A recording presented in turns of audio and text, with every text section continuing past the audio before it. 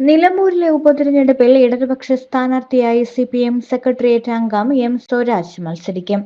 CPM സംസ്ഥാന secretary MV. ഗോവിന്ദനാണ് ഇക്കാര്യം വാർത്താസമ്മേളനത്തിൽ അറിയിച്ചത്.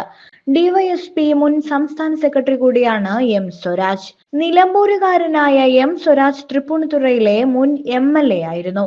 രാഷ്ട്രീയ പോരാട്ടത്തിന് സ്വരാജ് മികച്ച സ്ഥാനാർത്ഥിയാണെന്ന് എം.വി. ഗോവിന്ദൻ പറഞ്ഞു.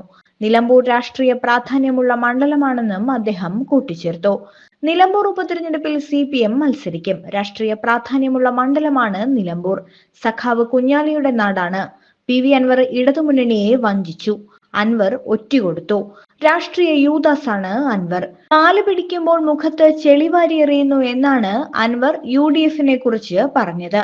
അൻവറിന്റെ ദയനീയ ചിത്രം കേരളം കാണുന്നുണ്ട്. ഇത് രാഷ്ട്രീയ പോരാട്ടമാണ്, എം.വി. ഗോവിന്ദൻ വ്യക്തമാക്കി. യുവാക്കൾക്കിടയിൽ സജീവമായി പ്രവർത്തിക്കുന്ന സ്വരാജ് സ്ഥാനാർത്ഥിയായി എത്തുമ്പോൾ ഉപതിരഞ്ഞെടുപ്പ് കടുക്കുമെന്നാണ് സിപിഎം കണക്കുകൂട്ടുന്നത്. സിപിഎം സ്ഥാനാർത്ഥിയായും സ്വതന്ത്ര സ്ഥാനാർത്ഥിയായും താൻ തിരഞ്ഞെടുപ്പുകളിൽ ജയിച്ചിട്ടുണ്ട് എന്ന് എം സ്വരാജ് മാധ്യമങ്ങളോട് പറഞ്ഞു. എൽ.ഡി.എഫ് സർക്കാരിന്റെ ഭരണത്തിനുള്ള അംഗീകാരമായി ഈ തിരഞ്ഞെടുപ്പിലെ വോട്ടുകൾ മാറും. ഉറച്ച ആത്മവിശ്വാസത്തോടെയാണ് മത്സരിക്കാനിറങ്ങുന്നത്. ഇടതുപക്ഷ മുന്നണിയുടെ പോരാട്ടം ഞങ്ങളുടെ ആശയങ്ങൾക്കെതിരായി നിൽക്കുന്നവരോടാണ്, എം സ്വരാജ് മാധ്യമങ്ങളോട് പറഞ്ഞു.